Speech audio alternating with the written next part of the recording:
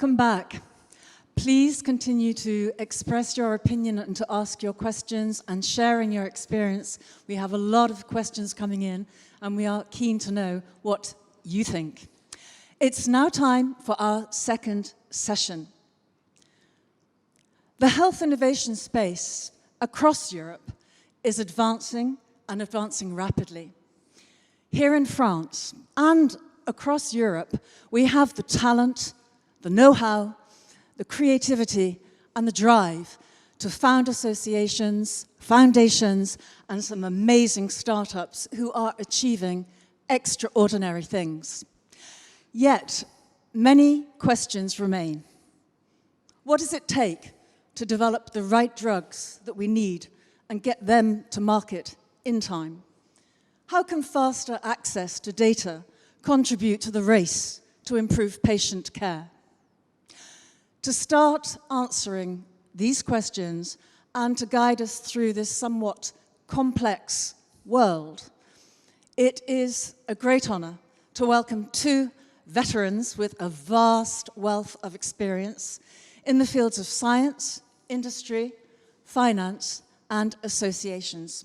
And they will be joined by a panel of key actors representing the patient, farmer, and associations to explore not only why it is important to take action, but also why it is important to take action together and now.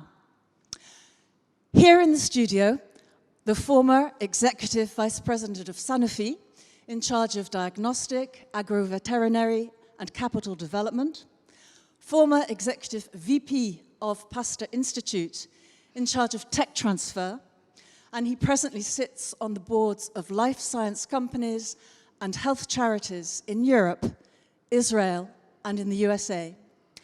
Co-founder of the Biopontis Alliance for Rare Diseases and the founding partner of Biotech Development Conseil, Christian Policar. Thank you. Too many things for... He is joined remotely from Belgium by an innovator in human healthcare. The former Senior Vice President Corporate Affairs, Europe and International at Genzyme, founder of Europa Bio-FPR Working Group on Rare Diseases and Orphan Diseases. He acted as the key industry person in negotiating the European Orphan Medicinal Products Regulation. A key player who works hand in hand with rare disease patient organizations and co-founder of the international non-profit organization Biopontis Alliance for Rare Diseases and member of the Royal Flemish Academy of Science and Arts of Belgium, Eric Tombuizer. Christian and Eric, it's over to you. You have forgotten something. Eric is a very good friend of me. And I forgot to say that Eric is a very good friend. Very important. And, this is very important. And we have organized this roundtable both, so we'll share, the responsibility. The first roundtable was on how to obtain data. The second one will be how to use at the maximum the data to develop the fastest possible drugs. It has been demonstrated during this epidemic, how fast it was possible to use data and to develop drugs and vaccines, in this case, and drugs. So I think it is very, very important today. If we cover the subject, we'll have achieved a very good task.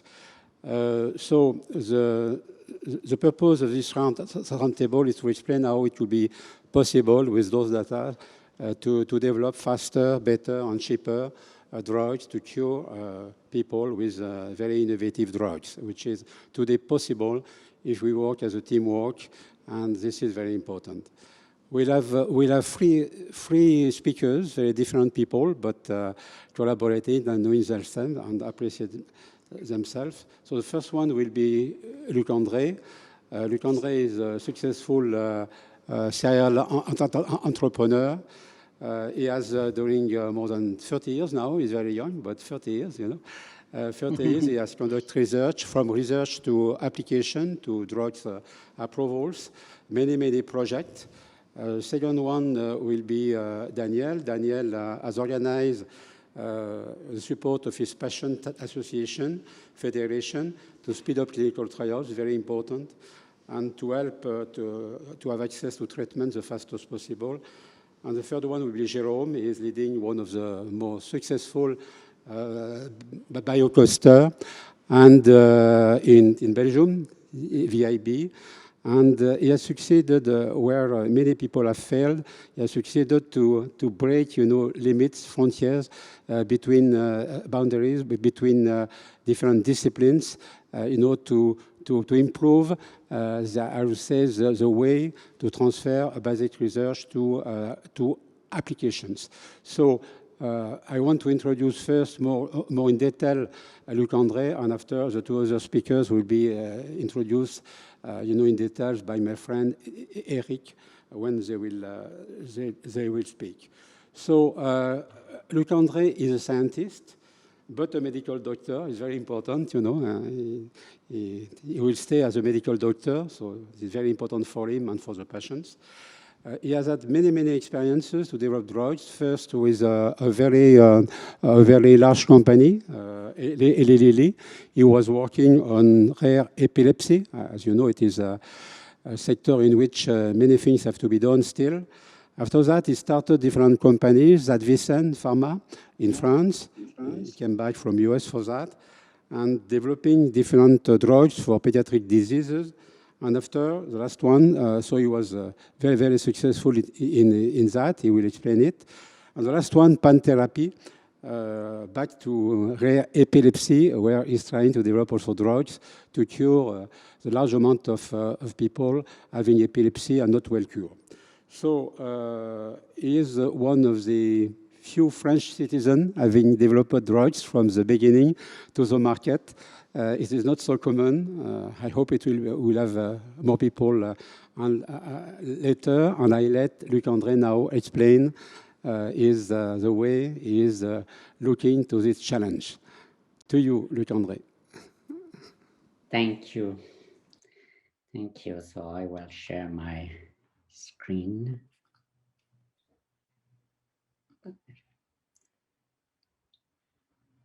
Do you see my screen? Yes. Okay, perfect. So I will present my clinical and regulatory experience in the field of rare disease and all the difficulties faced and the challenge you have to face when you develop products in the field of rare disease. As Christian said, this is coming from multiple development programs. When I was at Lilly, I have developed products for rare epilepsy and rare CNS degenerative diseases such as cocaine syndrome. Then with Advicen, I have fully developed Ozaline until in pediatric sedation and Simnial in rare renal disease. They are both approved, and other products. And now I work with Pan Therapy. I am trying also to develop. What is the most important thing? The patient, because you develop drugs for the patient. And at the end of the day, the one that will beneficiate of the drug will be the patient. So I will say, always keep in mind the patient. Collecting data may be difficult, and I will come back on this depending on the type of patient, but still keep moving, thinking that the first thing you are doing, the first goal, is to treat the patient.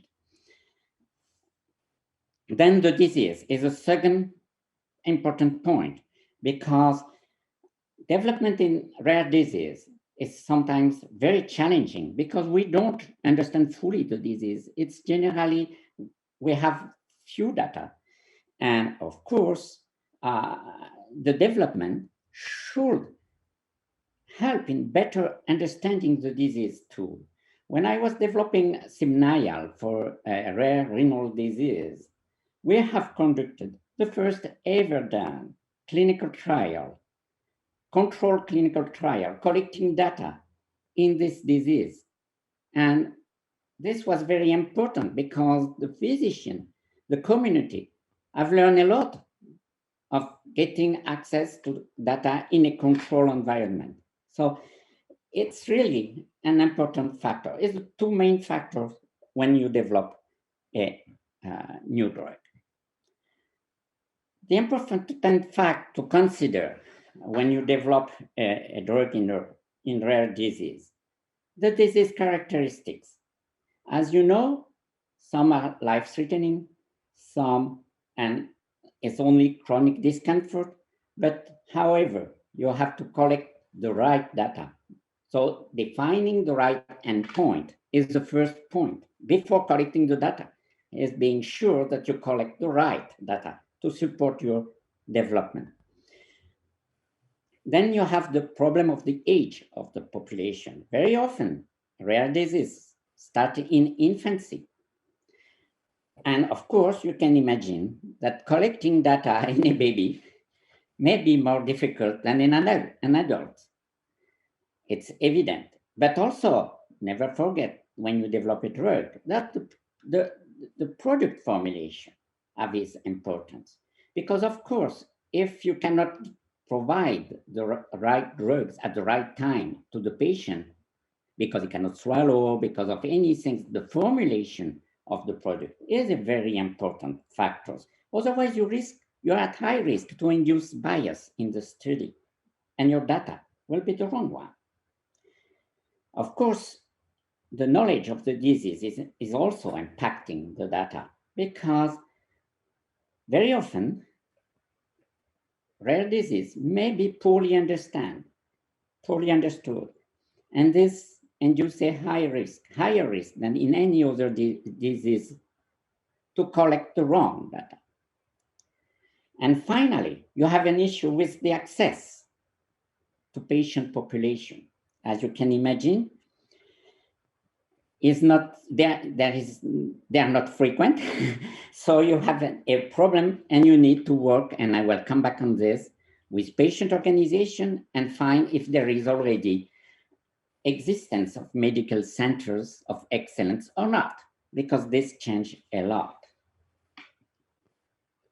So it's what I want to bring forward is first, this is an interactive processes with physician and center of excellence, of course, because you need to understand the pathology, you need to understand the patient needs, the age, and the caregivers have a fundamental role to play in collecting the data, even in helping the patient to understand why we are doing all this, why in selling the need of the clinical trial to demonstrate the efficacy versus safety. Also, you need the help to understand the epidemiology of the disease.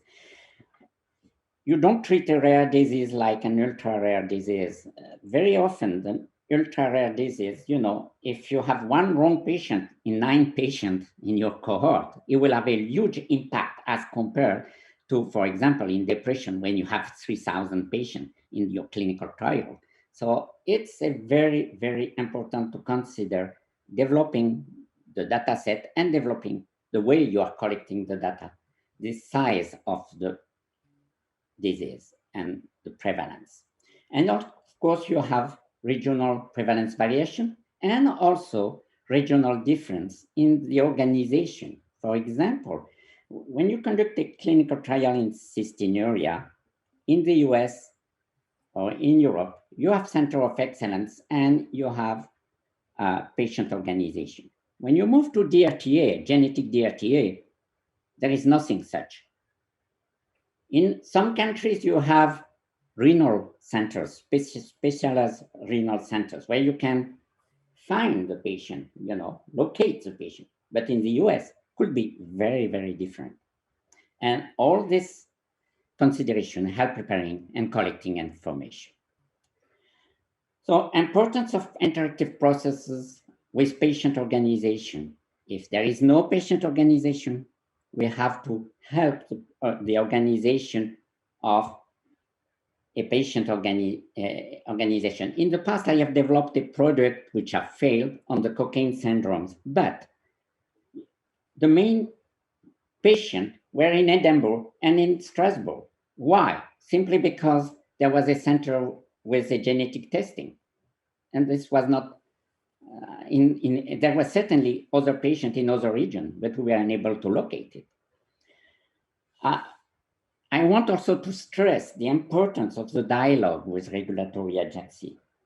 first, not to design the impossible trials, but to make them understanding what is the disease, defining the primary endpoint, which could be very difficult because you cannot do, a huge number of blood samples of things like this.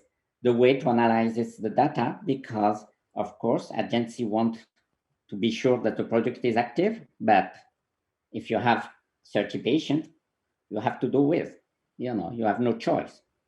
So, and never forget, EMA and FDA are not specialized. So very often I have heard the agency, the FDA or the EMA telling me, please educate us, bring us the information, the right information, so that we can understand and we can try to adapt the support and to adapt the protocol to the need of the patient, to the need of the drug development, but still keeping our regulatory requirement.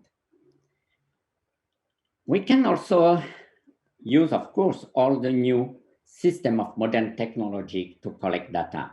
And this is really a very nice, I will say, opportunity that we have now, that we have very nice tools to get the data.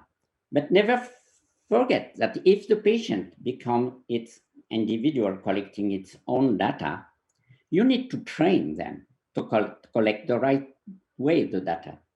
Because, of course, then you are in the home of the patient and he is collecting the data, and you don't have a caregiver to look at it. So we have done this, for example, for cystinuria, but it's a very complex because you need to spend time sending people at home, training the patient to do it in the right way. But on the other way, it helps avoiding the burden of hospitalization.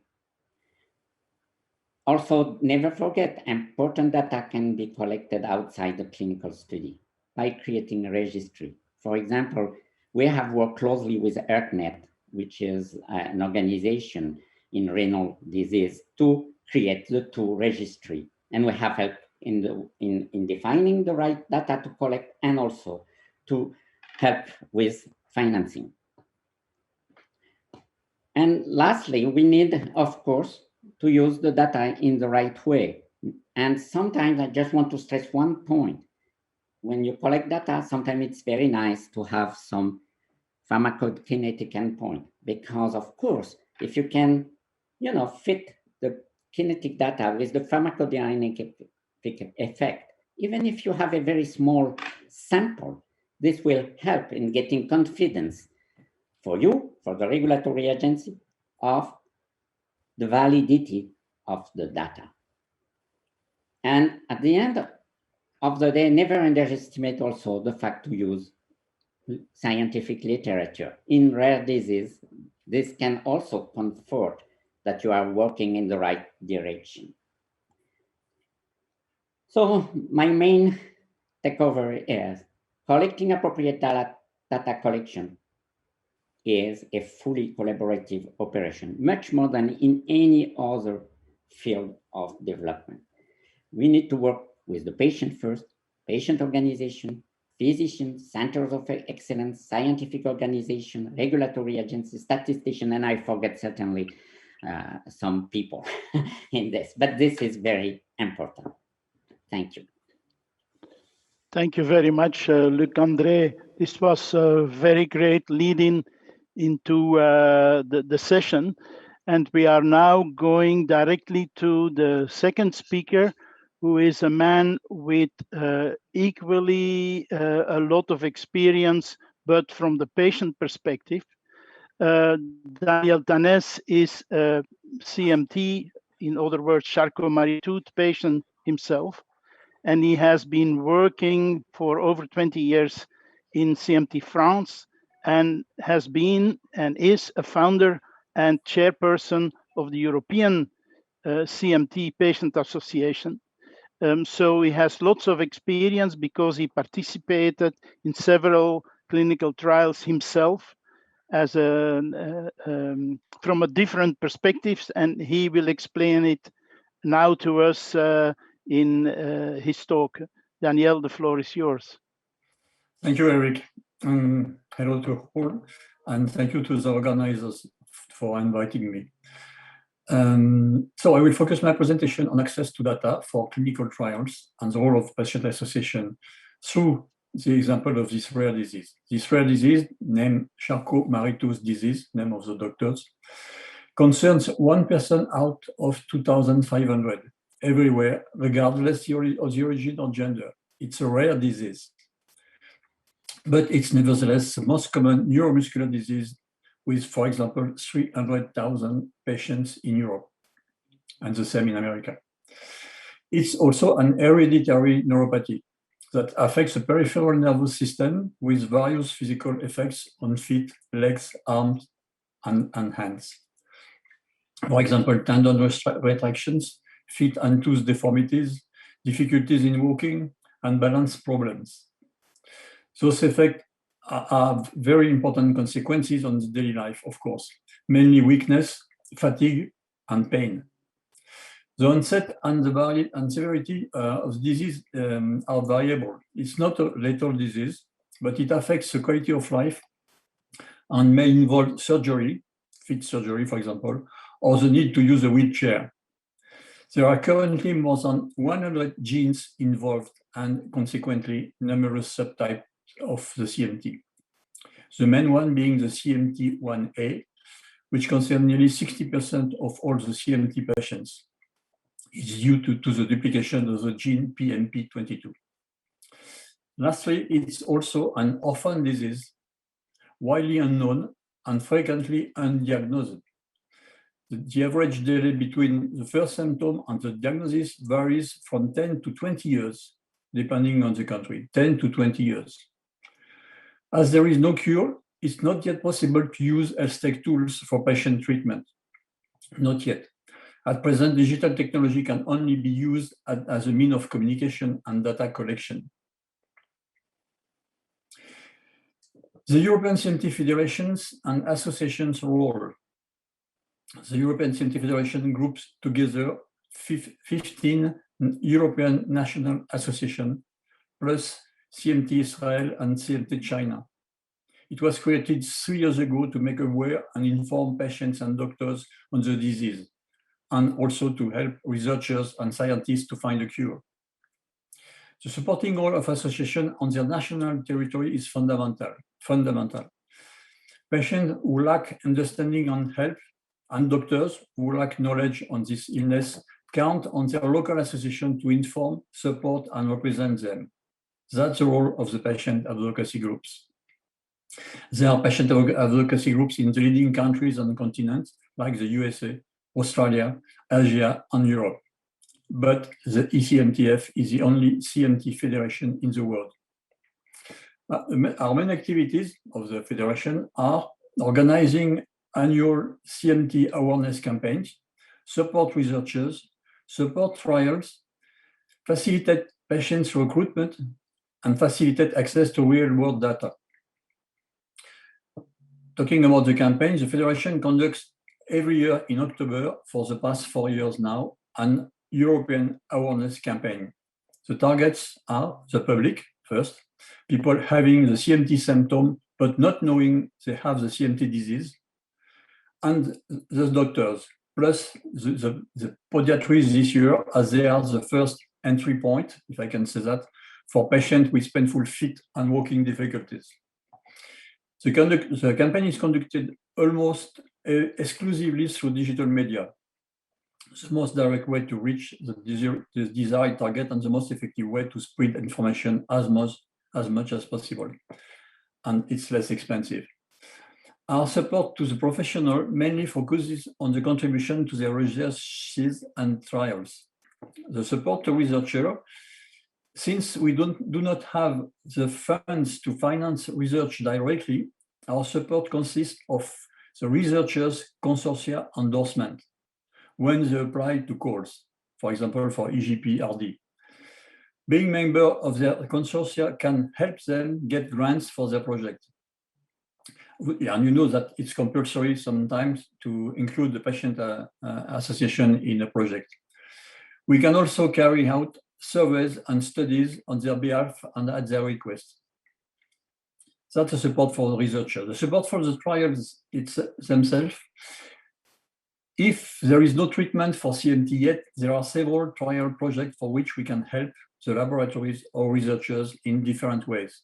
First, being partner to help them build their trial, definition and choice of the relevant endpoints, for example.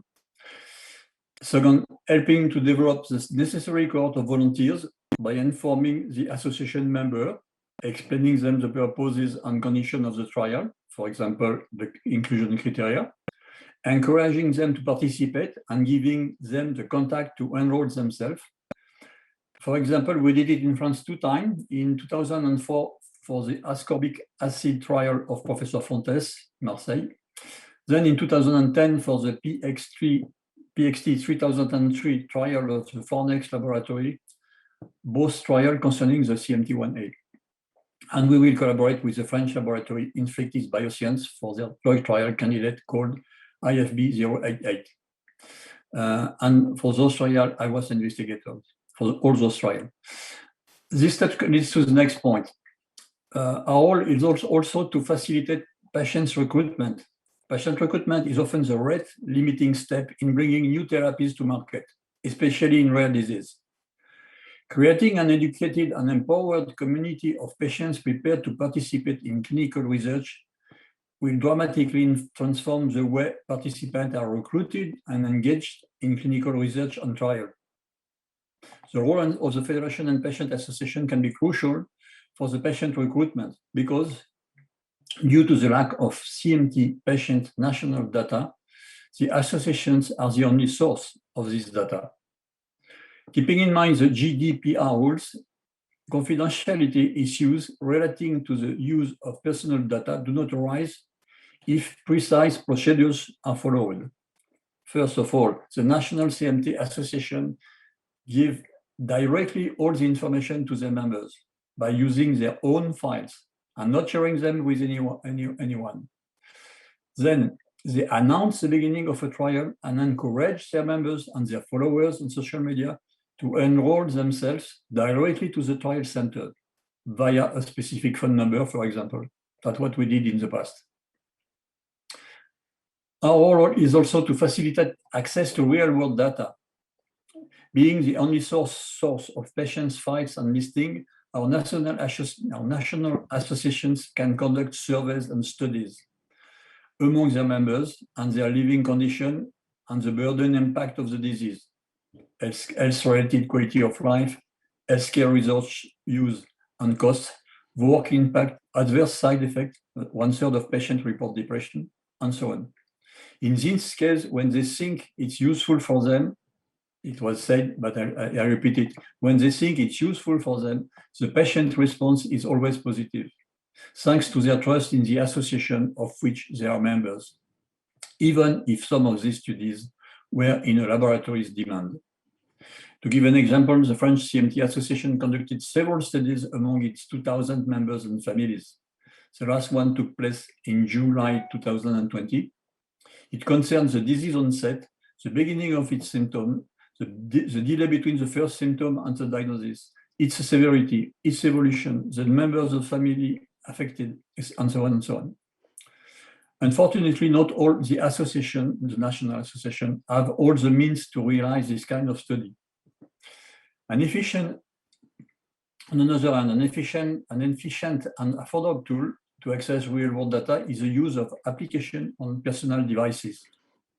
The positive side of this type of data collection is that it can take place over a long period and allows exhaustive studies and analysis development. This aspect is essential, especially in diseases that progress slowly and throughout the patient's life. And the difficulty to finish on the negative point, the difficulties in accessing data. The first difficulty is a lack of confidence. Despite what I said, and despite the rules protecting personal data and their faith in their association, many patients are still reluctant to communicate information regarding their health. An example is the distrust that was initially perceived in the use of anti-COVID application in many European countries. Other difficulty is the lack of association means. The association lack of means to equip themselves with an updated and efficient technology can lead to not updated or uncompleted members files. In the case of CMT, for example, the CMT type can be missing very often in a file. This lack is not of minor importance, since it's the main inclusion criteria to take part in a trial, of course. The third point is the lack of digital culture. The peculiar characteristic of CMT means that most of the patients are old in age. Not all of them, but the majority. If not supported by their child or grandchild, a good part of them have difficulties in accessing the social media, the electronic devices, the internet tools, and many of them even don't have an email address. This situation is improving, but there is still a lot of work to be done. My conclusion is that it could and should be the Federation's role to help its members become more efficient and more valuable for the studies and trials. But it's also a question of means. I thank you for your attention. Thanks very much, Daniel. That was very clear. We heard from the medical doctor, we heard from the patient, and now we want to go to the scientist. Dr. Jeroen van Biervliet has 20 years of experience in cross-disciplinary activities, medical, business, veterinary, and biotech. And he's actually accredited as a veterinary internal medicine specialist at Cornell University in the US. But as you now know, and Danielle alluded to it, in times of COVID, the limits between human and veterinary science and medicine is blurred, and there is cross-fertilization. So we love to hear from Jerome in that. Jerome, you are now recently named Managing Director of the Flemish Institute for Biotechnology, responsible for innovation and business. Please, the floor is yours. Thank you, Eric. I hope you can all see my screen. Yes. Perfect. So it's a privilege, first of all, and thanks to the organizers for inviting me. It's a pleasure to present VIB first, but especially focusing on why the science is important and how we actually translate this into opportunities to develop novel therapies, and making sure that this is in the meanwhile also an effort that drives, let's say, our life sciences ecosystem. And so, first of all, VIB, 2 words, very briefly. We are indeed the Flemish Institute for Biotechnology. We were founded and are still focused on 2 main tasks, missions. First of all, we want to be excellent in life science research, strategic basic research. And on the other hand, we combine this from the start with an excellence in entrepreneurial tech transfer. In other words, what can we do with the public investment into basic science, and how can we translate this into product development?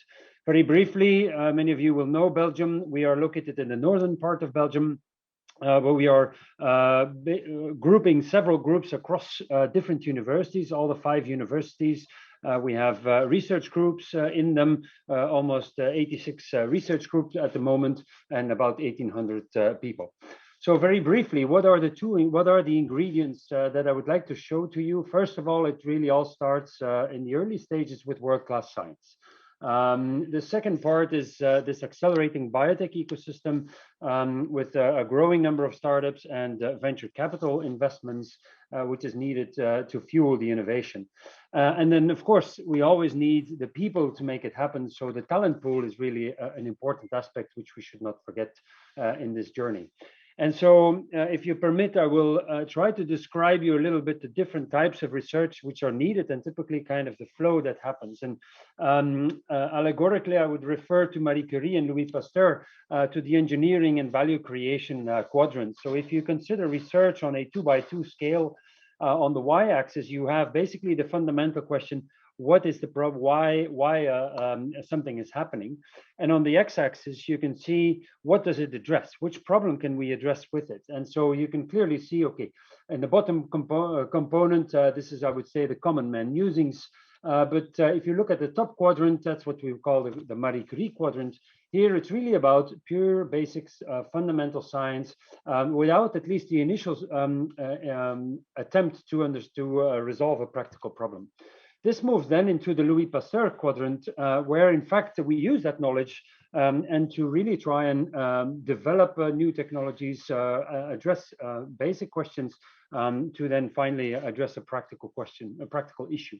And then finally, on the bottom right, this is really typically the area of biotech development. You start developing a product which hopefully can make it to the patient. And clearly, we have certainly in our ecosystem and at VIB a very strong tradition to take research from these three quadrants, ending up in venture creation. And indeed, if you look at what we've done over the years, I call it the budding yeast picture. From the realm of VIB, quite a number of startup companies have started in the therapeutics field, a number of them focusing on rare diseases. A number of platform companies have been started by VIB, but also in fact addressing other things such as the sustainability or even veterinary medicine. But what I wanted to share with you is a practical example, because I hope this will speak to you more directly, especially following on Danielle's excellent presentation of Charcot-Marie Tooth disease. And in fact, we have started the company. We're still very much engaged in making Augustine Therapeutics a success. And so where did this start? Well, it started on the left side. You can see we have three basic scientists trying to address really quite basic questions in biology and how, in fact, this peripheral neuropathy occurs. What are the fundamental biological mechanisms at the origin of it? And in fact, both teams, these were two teams, came up with two novel, what we call targets. These are avenues to create novel therapies, which were able to validate the findings in a number of very high-profile, let's say, publications. But it doesn't stop there. In fact, no, the journey only starts there. You need to take it further, and we need to think of how can we now translate this potential idea into actual therapeutics, which is quite a large difference. And we are fortunate at VIB, we have developed quite a comprehensive strategy to make this happen. Not only do we have a very proactive tech transfer team, but also we have established an early drug discovery team in the Institute. And this, through the help of this drug discovery partnership within the Institute, we were able to get the project going. And while we did that, we in fact were also able to attract investors to then fund the next follow-on phase of the research, which of course becomes more and more capital intensive. And so this led to the launch of Augustine Therapeutics, where the mission is really to develop innovative medicines for patients with serious neuropathies. This is backed by venture capital financing with the investors shown there. Where are we now in this company? Well, in fact, we have further validated these targets, very strong rationale for drug discovery, and we are moving into the product development, especially targeting the large unmet need of rare peripheral neuropathies, in particular in Charcot-Marie Tooth disease, but actually also beyond that into possible neurodegenerative disorders. And as you can see, the company now is really working on the actual active ingredients of novel therapeutics around these two targets, and is advancing these into, let's say, the classical way of progressing research into novel therapeutics from preclinical to phase 1, phase 2, etc. So this is obviously an early start, an early project, but still very exciting. And again, you cannot do anything without the right team. And happy to introduce here Sylvain Selanir, the Chief Executive Officer of the company, but of course backed by quite a large team of senior experts, the board, and also a senior scientific advisory board. So, but from this example and from this presentation, I would actually like to take a step back and perhaps illustrate also food for discussion some of the challenges of translational research. I think we've clearly shown, and it's clear that high impact science is really necessary to drive the new solutions for unmet medical needs.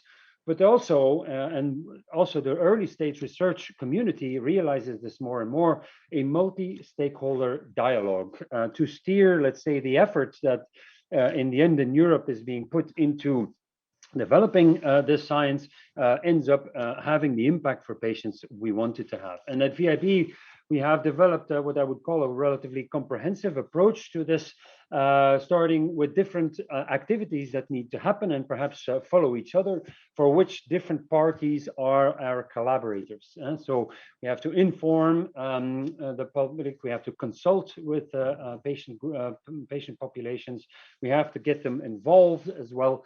We have to collaborate with stakeholders to make research projects happen, and then also empower to go forward. So, and in fact, our experience stems from what we call our Grand Challenges program. This is an initiative we have taken 5 years ago to go, let's say, beyond the initial basic science into collaborative projects with clinicians, with organizations that are complementary to ours, and then go take the next step. And this becomes a very nice platform to engage with the public and especially with patient organizations. And so we have a collection of high value projects where, again, the basic scientist is linked up with clinicians, and which we use as a platform to engage and involve patient groups. And I give you an example here of a project focusing on understanding the primary immune deficiencies, especially in pediatric patients, where we want to address and discover the novel, let's say, molecular causes and manifestations of the disease. But we don't stop there. In fact, we involve the community. We even involve their classmates or their family members to understand what does it actually mean to be afflicted with a pediatric immunodeficiency. What does it mean for a sister? What does it mean for somebody in a classroom?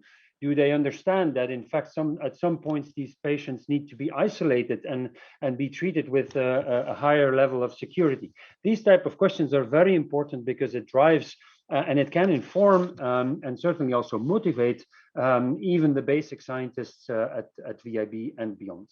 And so the way we see the future, and this is my last slide, I really want to, we're building towards a VIB 2.0, if you will, where we obviously continue on the track of excellent basic science, understanding or developing the breakthrough insights whereby we can understand how biology of the disease works. In other words, why does it occur and which way is it going?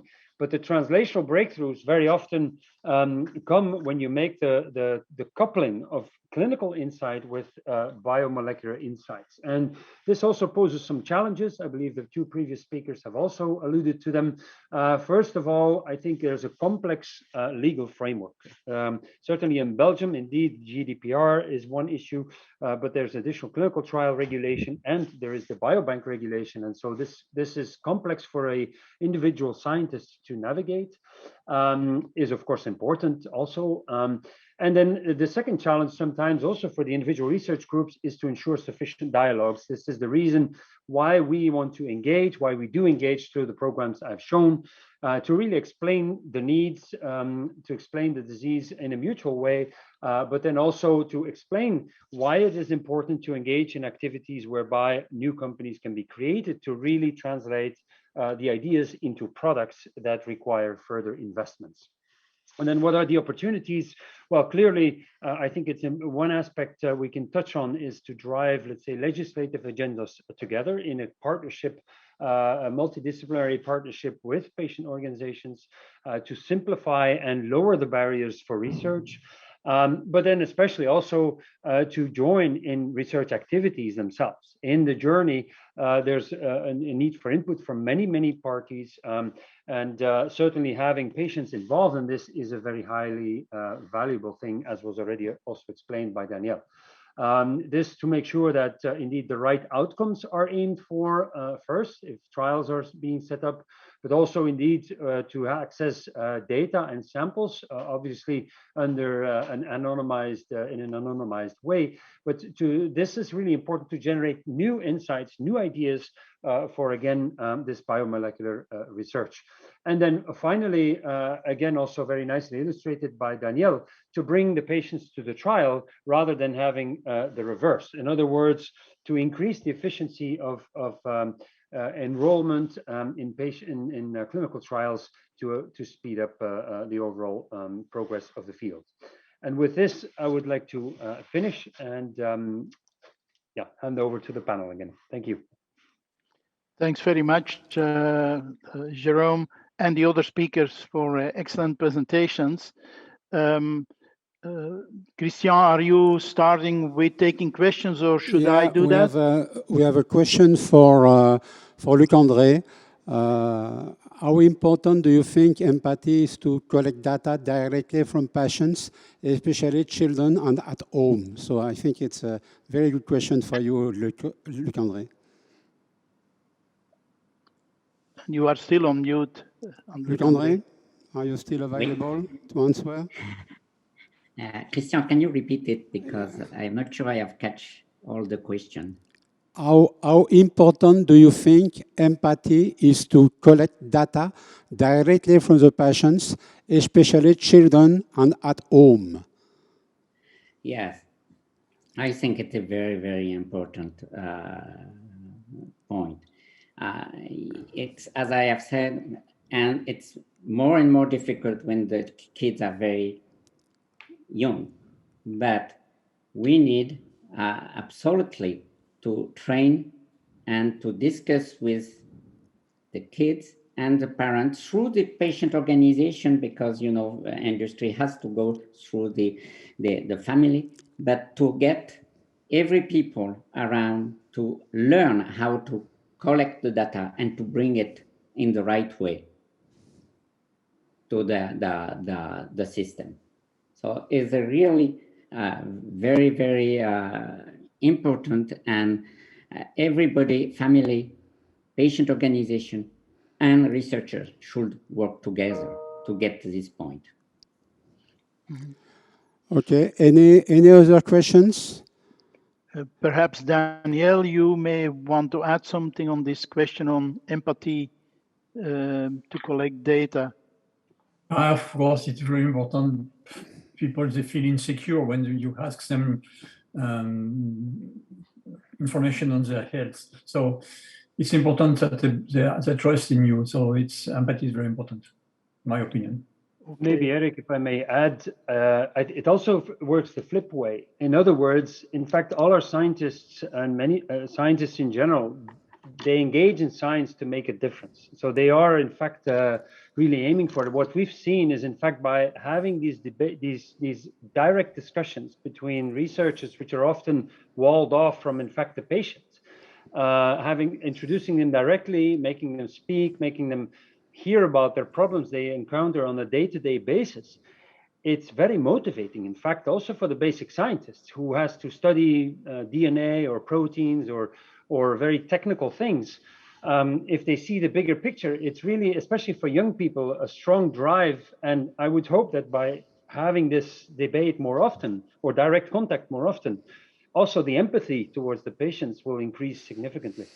Yeah, so that's a really good point. When I was at Genzyme, we always encouraged the scientists and even the people from the manufacturing sites to meet with patients and to discuss with them about their actual needs, because it's very inspiring in the end to see the people that you work on a therapy for. It brings me to an add-on question. Since you mentioned GDPR, General Data Protection Regulations, are there, and this is a question for the three panel members, are there any aspects of the GDPR regulations that are delaying, blocking, or discouraging going certain research paths these days, or is that more a question of organization only? Well, maybe I'm happy to give it a first start. First of all, of course, we're very happy that you know, there is sufficient protection and that the regulation is in place. But I do think, however, the legal landscape is very complex. You have GDPR on the one hand, but in fact, on the national level, there's additional regulation which is superimposed, which is not necessarily built on the same premise. And I'm thinking in our case, in particular, for example, the biobank regulation where patient samples are stored and then are made available for research, and basically, so this interaction of these let's say 2 or sometimes 3 bodies of legal texts create quite a lot of complexity in the end for a scientist who's focusing on his basic science project or his collaborative research, but really on focusing on the research itself, which is already very complex. So just to answer, I think there are areas, practical areas, which can be improved. I think having clear guidelines, for example, around the use of patient material. So samples can be very valuable to generate new research, to generate new ideas, especially if they can be made available on an aggregated level or on a sufficiently large number of participants. It's often that way that we discover new pathways, new ideas that spur into further research. And so, yeah, and this area in particular, I think it would be wise if the rare disease community could step up and say, okay, obviously for people that are interested in participating in research, making samples and data available for research could be very valuable. And I think there is many trusted non-profit, let's say, intermediates like VIB, which is in the end a non-profit depending on public support, that can act as a trusted third party. However, I believe also it's important to explain to patients that at some point the public investments brings the research to a certain point. But at some point, it's important that a further product development can start and that a transition can happen towards further investments. And so I would say, you know, this continuum is something which is perhaps underexposed, and especially when looking at the legal framework, it's important to keep this in mind, because this is also for Europe a very important, you know, field of development, I would say. Okay. Okay, Eric, we have only 3 minutes left, you know, so we have to perhaps to move to the conclusion. I don't know, you have your conclusion on the roundtable number 2, and I have the global conclusion to make. Okay, yeah. I'm sorry for that, but it would have been nice to discuss a bit more with the panel, but time is already up. Thanks for your participation. In concluding today, it's clear that data access and usage is of prime importance to develop innovative treatments, even more for rare diseases. They become an increasing bottleneck in the development of new treatments, more in some disease areas than others.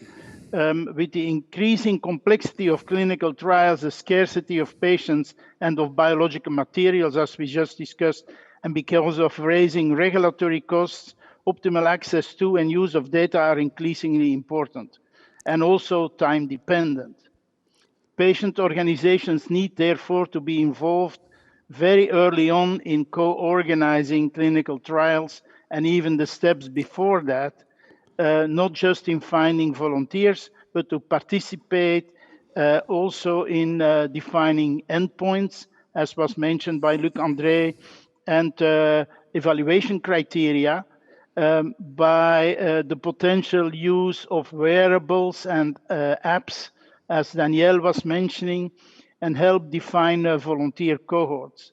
And data mining, as was mentioned, is also important, perhaps with the use of artificial intelligence in the future as well.